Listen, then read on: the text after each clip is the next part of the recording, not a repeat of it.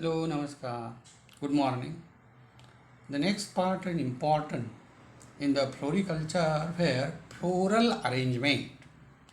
And this floral arrangement is quite a very descriptive part. It is an art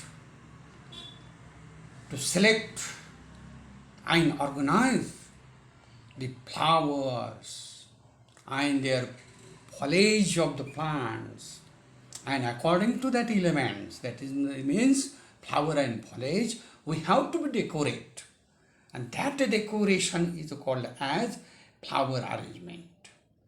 That means with these principles design has to be made in order to attain a interesting and pleasing to the mind. This is most important. This is called as a floral arrangement. And this arranging of the flowers is an artistic activity and the views and way to express oneself, your creativity. And this creativity of any persons to become here a good personality to create all these things. And also it is useful for the on the occasion of the fairs and celebration of the different days, etc., offer the flower arrangement and opportunity to participate in this art form and earn money to develop your own business. So this is most important. तर ह्या प्रत्येक चॅप्टरमध्ये तुम्ही हॉर्टिकल्चरच्या बघायला गेला तर तुमच्या लक्षात येईल बाळांनो की फ्लोरल अरेंजमेंट ही जर करायला शिकला, त्याच्यात तुम्हाला व्ह्यू जर सापडली, व्यवस्थित जर तुम्ही ह्याच्यातलं काही करू शकाल तर त्याच्यातनं तुमची काय होईल, एक वेगळी पर्सनॅलिटी, क्रिएटिव्हिटी होईल. आणि ही क्रिएटिव्हिटी आपल्याला एखादा व्यवसाय मिळवून देऊ शकते, पैसा मिळवून देऊ शकते. आता ॲक्च्युली ह्याच्यासाठी हे मी डिटेल्स सगळे तुम्हाला इथं दिलेले आहेत. Whatever we have to be in the examination, we have to be screened out later. पण तुम्हाला हे सगळं माहीत पाहिजे म्हणून मी डिटेलमध्ये फ्लोरल अरेंजमेंटची सगळी माहिती व्यवस्थित, त्याला काय लागतं, कसं लागतं आणि हे कसं केलं पाहिजे ह्याचाही एक व्हिडिओ मी तुम्हाला टाकणार आहे. आणि तो तुम्ही काय केला पाहिजे, बघितला पाहिजे. आणि ह्या गोष्टी बघितल्यानंतर तुमच्या लक्षात येईल की आपण काहीतरी करू शकू. हे काय फार अवघड नसतं. आपण बऱ्याचशाच कार्यक्रमाला जातो त्यावेळेला पाहत असतो हे काहीतरी वेगळं आहे आणि सुंदर दिसते, मला कधी करायचं. तर तुम्ही हे प्रयत्न करा. So these are the following informations is offered to introduce a basic principle of flower arrangement.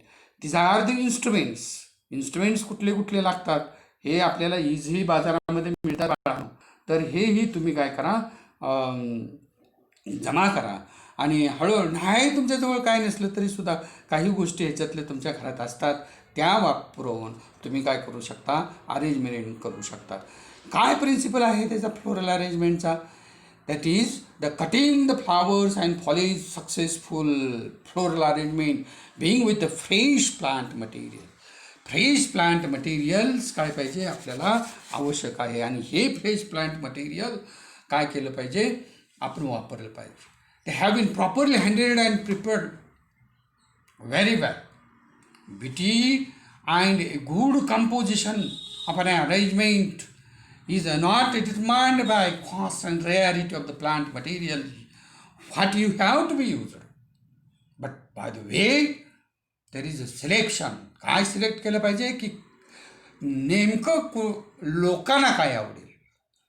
That is the selection is the most important. and that is selected part has to be cared and then arranged carefully. These cut flowers and foliage are the evening. That means we have to be cut foliage and flowers evening before the arrangement. म्हणजे हे जे कधी बी तुडून आणायचं आणि ढीक घालून ठेवायचं घरात आणि मग करायचं असं नाही करायचं. तर संध्याकाळचं किंवा सकाळचं लवकर फ्रेश असतानाच काय करायचं, हे कट करून आणायचं आणि कट करून आणल्यानंतर पुन्हा वॉटरिंगमध्ये एखाद्या कंटेनरमध्ये ठेवून द्यायचं की ज्यामुळं ते डिटॉरेट होणार नाही किंवा ड्राय होणार नाही. हँडल द प्लांट केअरफुली म्हणून सांगितलं आहे. That is the most important. And these flowers are a particularly nearly opens, म्हणजे नेमका कोणती वेळ साधली पाहिजे की जस्ट आता फुलं उघडणार आहे अशा वेळेला तुम्ही काय केलं पाहिजे, कट केला पाहिजे. कट करत असताना sharp knife, you have to use sharp knife or shears. And cut has to be in slant, तिरका कापला पाहिजे की जेणेकरून त्यातून वॉटर जे आहे ते वॉटर काय झालं पाहिजे, पास झालं पाहिजे आणि it becomes as A very most important part.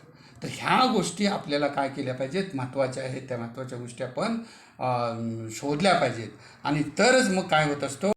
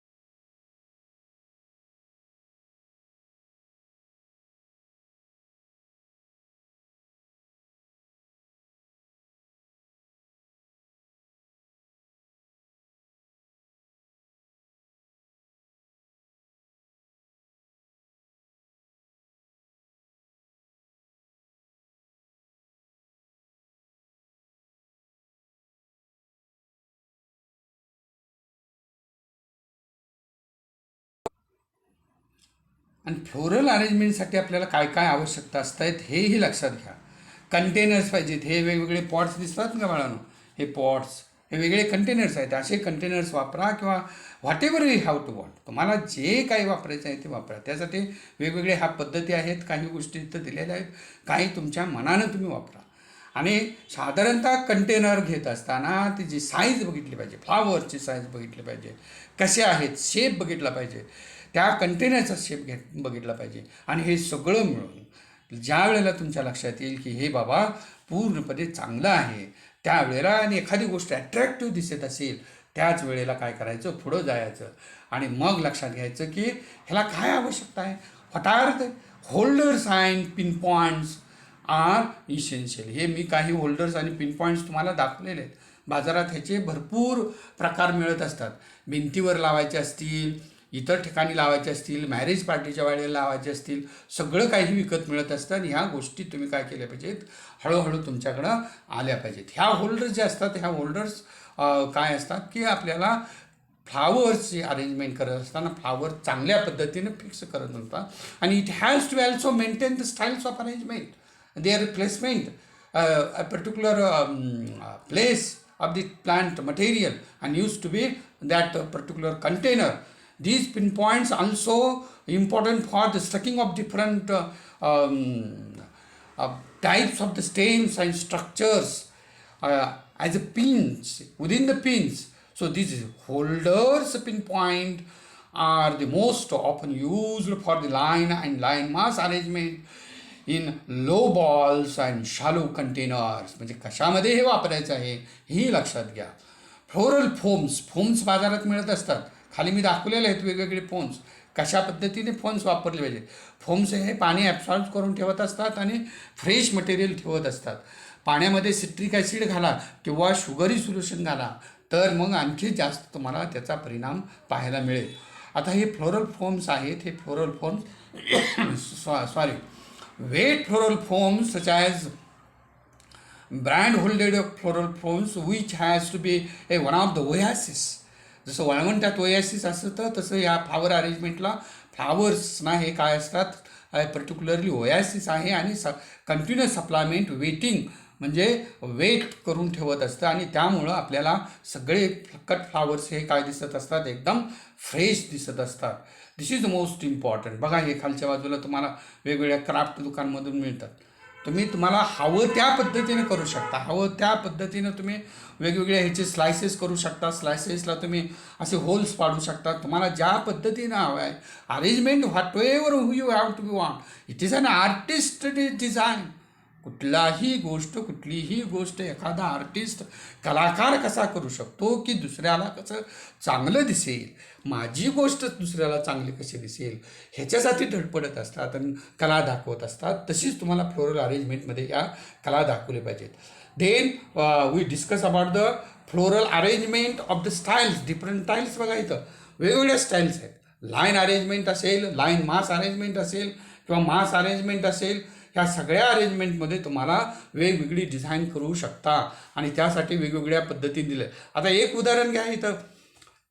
ह्या उदाहरणामध्ये तुमच्या लक्षात येईल की करेक्ट पोर्शन आणि कशा पद्धतीने वापरलं आहे. या पहिल्या चित्रामध्ये you have to a correct position of the flowers and the placement, but this second one is a completely wrong. इथंही बघा, द करेक्ट वन रॉंग.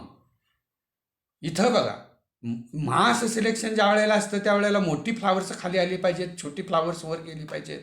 इथं लाईन सिलेक्शन असताना एकसारखी फ्लावर्स आली पाहिजेत, मोठी फ्लावर्स खाली आली पाहिजेत आणि वर छोटी छोटी फ्लावर्स बर्ड्स गेले पाहिजेत की जेणेकरून पुन्हा डिझायनिंग आपल्याला व्यवस्थित ते दिसू शकतं. ह्या गोष्टी तुम्ही काय केल्या पाहिजेत, डिझायनिंगमध्ये सुद्धा लक्षात आणल्या पाहिजेत. So in design flowers are casually placed in a container are attractive because of their beautiful colours and shape. Good floral designs are result of a well thought out of the plan. Sir planning मनामध्ये तुम्ही काय केलेलं आहे, त्या प्लॅनिंगनुसार तुमचं त्यामध्ये design उतरलेलं आहे का नाही ते बघा. मग ज्या वेळेला प्लॅन पार्ट वापरत असताना, काढत असताना हे बघा कशा पद्धतीनं रोज असेल, ग्लॅडिओलस असेल, कार्डेशिया असेल, कशा पद्धतीनं आपण काय केलं पाहिजे, मटेरियल्स घेतलं पाहिजे आणि सिलेक्ट केलं पाहिजे. सिलेक्ट केलेलं मटेरियलची पानं कशी असली पाहिजेत, फुलं कशी असली पाहिजेत, कळ्या कितीपर्यंत असल्या पाहिजेत आणि ह्या सगळ्या गोष्टी जर व्यवस्थित आल्या तर आपल्याला काय होत असतं की हे चांगला रिझल्ट देऊ शकतात. दुसरं इथं आहे इलेमेंट्स ऑफ द डिझाईन. आणि ह्या इलेमेंट्स ऑफ द डिझाईनसाठी काय आवश्यकता आहे, ज्या ठिकाणी तुम्ही डिस्प्ले करणार आहात त्या ठिकाणची लाईट व्यवस्थित असली पाहिजे. आर्टिफिशियल जर लाईट वापरणार असेल तर ते त्या ह्याच्यापेक्षा भडक होऊ नये ह्याचीही काळजी घेतली पाहिजे, नाही तर त्या आर्टिफिशियल लाईटकडंच माणसं बघत बसतील. पुरेसा स्पेस असला पाहिजे, त्या स्पेसनुसार इंडिव्हिज्युअल मटेरियल्स हा कंटेनरमधला स्पेस असला पाहिजे. डिस्प्लेमध्ये स्पेस चांगला असला पाहिजे, त्याची लाईन व्यवस्थित असली पाहिजे. तदनंतर हँडलिंग करायला इझी गेलं पाहिजे. पॅटर्न जो ठेवलेला आहे तो पॅटर्न आणि फॉर्म जो आहे तो तुम्ही काय केला पाहिजे, व्यवस्थित 3 डायमेन्शनल असेल तर त्या पद्धतीने तुम्ही वापरलं पाहिजे, 2 डायमेन्शनलनं वापरलं पाहिजे आणि जेणेकरून आपला डिस्प्ले हा चांगला येऊ शकतो. आणि त्यासाठी वेगवेगळे आपल्याला पॅटर्न्स वापरता येतात. टेक्स्चर जे आहे ते texture refers surface quality in the plant material हे तुम्ही बघितलं पाहिजे. Arrangement of the petals or whatever florets or whatever leaves etcetera as per their size we have to be selected and then we have to be designed very well. And so a large element is often used as a focal point. जेवढं आवश्यक आहे तेवढं वापरा आणि तो पुढं काय करा, फॉलोअप घ्या. प्रिन्सिपल्स डिझाईनच्या काय आहेत बघा, वेगवेगळी सिमेट्रिकल बॅलन्स असला पाहिजे किंवा असिमेट्रिकल असला पाहिजे, रिधम त्याचा चांगला असला पाहिजे. आणि हे रिधम जर व्यवस्थित नसेल बघणाराला अजिबात तुमच्या फ्लोरल पार्ट्सकडं बघू वाटत नाही. तर आपल्याकडं एकसारखं आपल्या अरेंजमेंटकडं कोण बघणार असेल तर ह्या गोष्टी आपल्याला सगळ्या लक्षात ठेवल्या पाहिजेत. कॉन्ट्रास्ट म्हणजे कलर तुम्ही कॉन्ट्रास्ट वापरले पाहिजे, नाहीतर लाल असणारे जे फ्लावर्स आहेत हे फ्लावर्स आणि ल्यूज वापरत असताना सुद्धा त्याच पद्धतीचे ल्यूज व्हॅरिगेटेड वापरायचे नाहीत. त्याला काय असले पाहिजेत, ग्रीन कलर्ड स्ट्रक्चर्स असले पाहिजेत, प्रपोर्शन्स व्यवस्थित ठेवले पाहिजे. नाहीतर एकतर ल्यूजचे गच्च असले पाहिजे आणि एक फूल दिसलं काय दिसणार आहे, ते अजिबात चांगलं दिसणार नाही. त्यामुळं प्रपोर्शन्स आपले व्यवस्थित असले पाहिजेत, स्केल आपला व्यवस्थित घेतलं पाहिजे आणि त्या दृष्टीने आपण काय केली पाहिजे, अरेंजमेंट केली पाहिजे. तर बाळांनो बघा ही अरेंजमेंट वेगवेगळी कशी आहे. ह्या पहिल्या ह्याच्यामध्ये कसा फ्लावर पॉट अरेंजमेंट केलेला आहे, अशी अरेंजमेंट एखाद्या कार्यक्रमाच्या वेळी तुम्ही भिंतीवर टांगू शकता किंवा घराच्या समोर तुम्ही टांगू शकता किंवा कार्यक्रमाचा वेलकम जो आहे तो वेलकम भाग पूर्ण करण्यासाठी ज्याच्याकडे तुम्ही सेलिंग करणार आहात त्यावेळेला ही उपयोगी पडत असतात. हे बुकेज तुम्हाला करता येतील आणि हे बुकेज जे आहेत हे बुकेज कशा पद्धतीने केलेले आहेत बघा. त्या पद्धतीनं एखाद्याच्या वाढदिवसाला सांगितलेलं आहे तुम्हाला अरेंजमेंट करायला, तर त्यावेळेला बर्थडे केकच्या समोर असा असला पाहिजे, पाठीमागचा अशी काय असली पाहिजे, गोल डिझाईन असली पाहिजे आणि मगच ते अरेंजमेंट होईल. पैसे मिळवायचं हे साधन आहे, ते साधन तुम्ही काय केलं पाहिजे, व्यवस्थित वापरलं पाहिजे. त्याच्या व्यवस्थित ह्या डिझाईन्स कशा आहेत, ह्या डिझाईन्स आहेत, ह्या स्टाईल्स मी व्यवस्थित दिलेल्या आहेत आणि ही स्टाईल्स बघा. तर अशा गोष्टी आपण काय केल्या पाहिजेत, व्यवस्थित वापरल्या पाहिजेत. थँक्यू.